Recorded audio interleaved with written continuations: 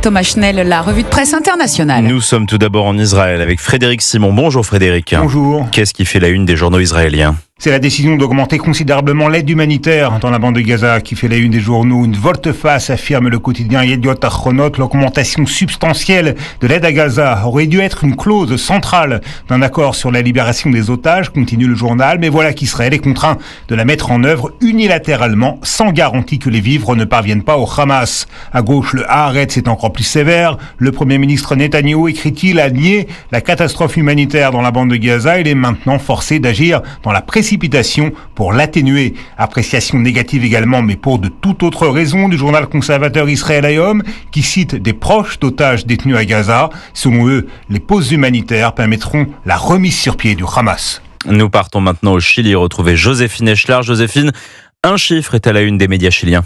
50%, c'est le montant de la taxe que Donald Trump veut imposer sur le cuivre.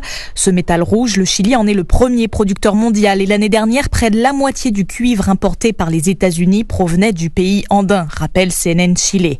Alors tous les médias chiliens se posent la question, quelles conséquences d'une telle taxe ? Dans l'immédiat, ça va d'abord affecter les États-Unis, rapporte le Diario U Chile, car le pays n'a pas les capacités de production suffisantes pour répondre à sa propre demande et devra donc continuer d'acheter du cuivre aux Chiliens. Et puis le Chili n'en exporte que 10% vers les États-Unis. Le pays pourrait donc réorienter ce pourcentage vers d'autres marchés, explique la radio Cooperativa. C'est à plus long terme que les experts s'interrogent sur la réorganisation du marché à l'échelle mondiale.